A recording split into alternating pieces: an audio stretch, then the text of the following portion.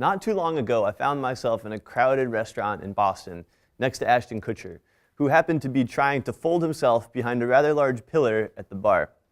Now, he wasn't trying to hide from autograph seekers. No, he was actually running away from the hordes of thirsty young entrepreneurs who were hounding him to invest in their startups. You see, we were here at the Forbes 30 Under 30 Summit, which brought together about 6,000 of the world's top young entrepreneurs. And Ashton Kutcher, who I had just written a cover story about, had begun investing in startups, Airbnb, Uber, Spotify, you name it. And over the period of a few years, had actually had a 8.5x return on his initial investment for himself and his fellow investors who came in. And that's really the current state of what I like to call the fame economy, which is the world of sports and music, film, TV, of course, as well. And it's a scenario now where people like Ashton Kutcher can invest in some of the top startups in the country, in the world even. And it's really an incredibly different case than the fame economy was when it started out about a century ago. So I'm going to tell you about that today, and why me? I'm a Forbes entertainment editor, the media and entertainment editor. I've been there for 10 years. I've written 3 books on the business of fame, and I've also had a little experience acting myself. That's me in 1992, young Lorenzo, up there with Nick Nolte and Susan Sarandon. And most importantly, hopefully you'll all come away today with a little bit of information on how you too can use those secrets from people like Ashton Kutcher and apply them to your own life as well. So in order to really fully understand that, we got to begin at the beginning. Hollywood, a star is born. About a century ago, Hollywood came into its own because people were escaping Edison. And what I mean by that is, early on in the 1900s, the entertainment business mostly surrounded New York, New Jersey, that whole area. And that was because Thomas Edison had kind of invented most of the filmmaking techniques that we know today right there, and he owned all the patents. And so a lot of these young filmmakers decided, well, we got to go someplace where we're not going to be getting into any trouble if we run afoul of those patents. So they left for Southern California so that they could slip across the border if anything went awry. True story. And quickly what developed in Hollywood was a system of employees and owners. So you had the talent, you had the actors, and they had the capital in the form of the studio. And they almost became one with a company called United Artists. That was founded by D.W. Griffith, who's a famous director, and 3 stars of the time, including Charlie Chaplin. And the idea was, well, we'll create our own studio, we'll own the means, and we'll be able to be more than just employees. It was a great idea, but within a couple of years, all of them had either dropped out, sold their stakes, or died. And along with it went their dreams of owning Hollywood in its infancy. And so what really sprung up next was the system of employees only, right? So you have a situation of somebody like James Cagney, the #1 movie star of his day. In 1932, he was earning $400 a week, and he went to Warner Brothers and he said, that's not going to cut it. And I just heard that Edward G. Robinson got $40,000 for his next film. So he actually threatened to leave, to go back east, to go study medicine at Columbia University, because at the time, stars made actually less than doctors. And going to medical school was an acceptable bluff, if you will. But they didn't call his bluff because it was such a good bluff. And they gave him the same deal that Edward G. Robinson had to come and be in movies. So this model still continued, though, and even Marilyn Monroe in the 1950s, she was still making a mere $120 a week. It wasn't until Elizabeth Taylor, who you see there, did Cleopatra for $1 million in 1963, that we really started to see some of the figures that we're beginning to become familiar with today.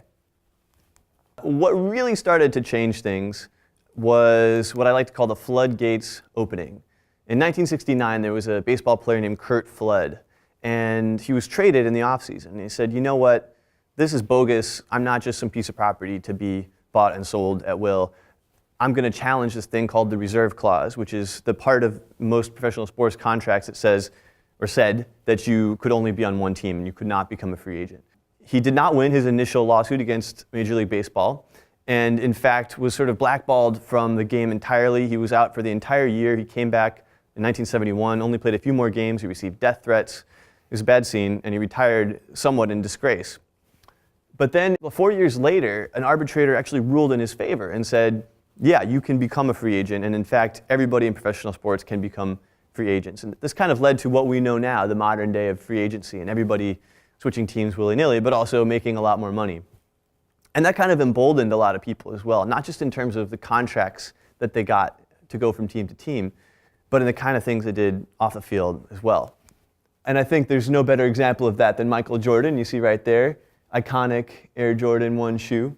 He came into the league in the early 1980s when all of the sneakers were plain vanilla and the deals were just the same. Kareem Abdul-Jabbar was getting about $100,000 a year for his shoe deal, and that was the best in the NBA at the time. So Jordan comes in, Nike gives him this 5-year, $2.5 million deal. They make these splashy red and black shoes, and the most fascinating thing about that setup is that Nike said, we will pay your fines if the NBA fines you for wearing these different looking shoes. So of course, Jordan shows up in the league, he wears the shoes, the NBA fines him, Nike pays him. What happens when you try to prevent somebody from doing something or tell them they can't have it? They just want it more. And that's exactly what happened with the Air Jordan. So Nike had projected that the shoe would do a few $1 million a year, maybe something like that. The first year it did $130 million in revenues, which just goes to show the power of telling somebody that you can't have something. And then Michael Jackson comes along, also in the 1980s, puts out the best-selling album of all time, Thriller. But that wasn't enough for him. So he also went and he started his own clothing line. He did an endorsement deal with Pepsi, the biggest endorsement deal of its age. And then he started his own shoe line too. It didn't quite do as well as Michael Jordan's shoe line, but it paved the path for people who would come next. And namely, guys like Diddy, JayZ, and Dr. Dre, who I like to call the three kings of hip-hop, especially hip-hop monetization, right? So these guys were entrepreneurs by necessity when you think about it. Hip-hop started in the 1970s in the South Bronx, and people weren't really wanting to pay rappers to put hip-hop on wax. So it wasn't until really the 80s that you started to see mainstream hip-hop coming out on records and actually starting to move copies. And it was even longer before major labels were really interested in doing that. So a lot of the early record labels that put out hip-hop were companies like Def Jam by Russell Simmons, and then later on you had Bad Boy by Diddy, Rockefeller Records by JayZ.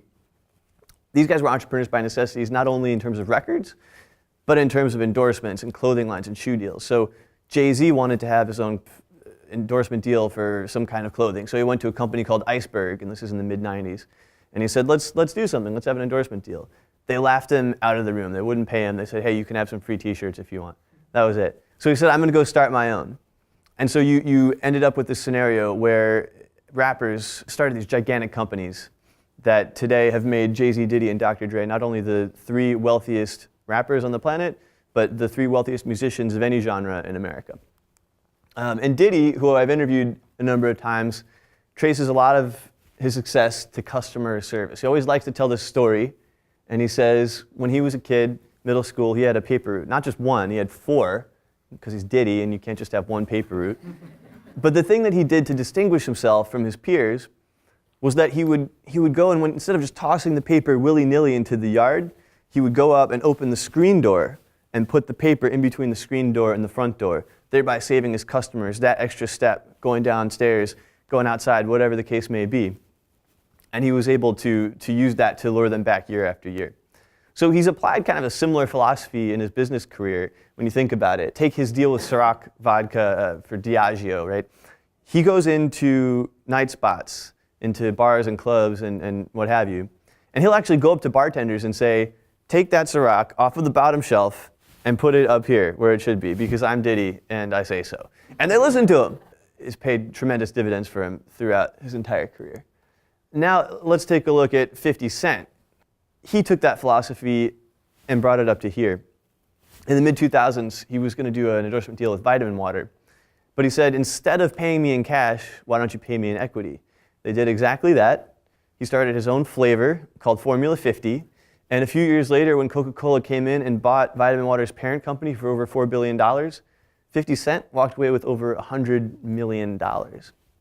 So Ashton Kutcher sees that, and he said, man, what am I doing taking cash from Nikon for this endorsement deal that I just did? At the time, this is the late 2000s now, Ashton Kutcher was about to become the first person on the planet to hit 1 million Twitter followers. And this was incredibly valuable to Silicon Valley, right? If you have that kind of reach, and you're associated with the startup, one tweet can really send something from being a non-entity to a really hot young company.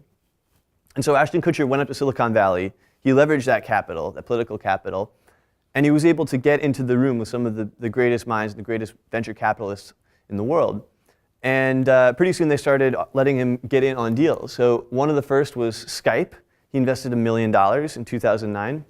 And then within a couple months, Microsoft came in, bought the company. He quadrupled his investment. He said, this is a pretty good plan. I'm going to start my own venture fund. So he started A-Grade along with a guy named Guy Oseary, who's the manager for U2 and Madonna. And they invested in Uber, Airbnb, Pinterest, Warby Parker, Spotify, and a host of others.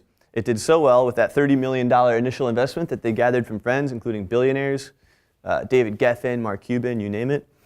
They were able to grow that to about $250 million over just a few years, an 8.5x return.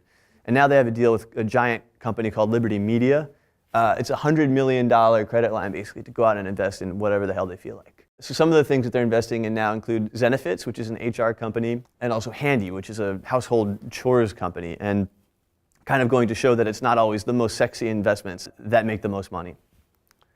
So now we come to Dr. Dre, who maybe is the best example of how normal people can use sort of their personal brand and make decisions in business that can lead to some of the most incredible products ever created. So he was walking down the beach one day in 2008 with his buddy Jimmy Iovine, who was then the CEO of Interscope Records. And he had a shoe deal on the table, much like Michael Jordan. Well, I don't know if it was quite Jordan level, but that was what he was hoping for. And Jimmy says, forget sneakers, using more colorful language, let's make speakers. So they didn't make speakers in the end, they made headphones, as you're probably aware. They weren't just headphones though, they were creating a category. So when you think about it at the time, there were other companies like Bose and Sennheiser, but they were just headphones.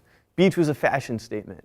And in order to really emphasize that, Jimmy Iovine at Interscope Records made all of his artists wear these Beats headphones in their videos. So suddenly, you had Lady Gaga and Justin Bieber and will.i.am all wearing those Beats headphones and having the Beats speakers throughout all of their music videos. And it really turned Beats by Dre into Air Dre. Dr. Dre was able to now compete with Michael Jordan on those sneakers, not by starting a shoe, but by starting a headphone line. So he and Jimmy Iovine told the CEO of Best Buy, you got to tell your employees, you got to tell your salespeople that they're not just selling headphones. The decision point is not, do I spend $300 on this pair of headphones versus $100 on a Bose or Sennheiser? It's, do I pay $300 for this pair of headphones, or do I pay $300 for those Air Jordans? And as a result, Apple came in and for $3 billion purchased Beats by Dr. Dre in 2014. Silicon Valley had other ways of helping the fame economy as well. So there's Jessica Alba, and she's one of the celebrities who's able to sort of scratch her own itch. And what I mean by that is, when she was pregnant in 2008 with her first child, she really wanted a place to find organic baby products and diapers that had no chemicals in them and these kinds of things. But she found that there were really no companies doing that. So she decided to start her own. She looked north to San Francisco, and the venture capital world helped her raise about $250 million over several years. And she created what I like to call a $1 billion baby. It's a company called The Honest Company. It's worth over $1 billion today. And it all started because she said, this is what I want. It doesn't exist. I'm going to create it myself. And now she's wealthy enough as well to invest in other startups like Headspace, which is a meditation app that I highly recommend as well. So we've come a long way from the old days, right? In just a half century since Curt Flood. Take a look at the NBA USA, Team USA, and you'll see not just employees, but owners, right? You got LeBron James. He's got stakes in Beats and also Blaze, which is a pizza startup. Kevin Durant stayed in Golden State so he could monitor his investment career a little more carefully from close by. Acorns, Postmates, and ZenReach are among his investments. We got Carmelo Anthony over here. He's got a fund of his own. He's invested in Lyft, Casper, and SeatGeek. Not too shabby for an amount of progress in just 50 years. So that's the end, or is it? And I'd like to say it's not the end, and there's another element to all of this, which is what is it doing for the world? And I interviewed Bono recently, and he said this quote, which I think is really important to keep in mind. Capitalism is not immoral, but it is amoral. It's a better servant than a master. And to that end, Bono has actually started his own venture fund along with Richard Branson and a bunch of other billionaires. And it's called the Rise Fund. What they do is they invest only in companies that are doing some kind of good in the world, some kind of social good, doing well by doing good. And I think that's one of the key takeaways from the fame economy and from some of these stars, how they spread their stardust around all kinds of different things, right? To kind of recap, you go back to Jessica Alba. If you have an itch, scratch it yourself. If you're Diddy, you can learn nobody's too big for customer service. Ashton Kutcher proves that even sexy people invest in unsexy companies. Dr. Dre shows that really in order to have an incredible success, you create your own category, not just your own product, and you aim at Air Jordan, not just your competitors in your category. And then Bono, do well by doing good. So you follow these steps, and perhaps someday you too may find yourself in a crowded bar in Boston, surrounded by eager young entrepreneurs begging you for a little bit of your stardust and investment in their companies. Thank you very much.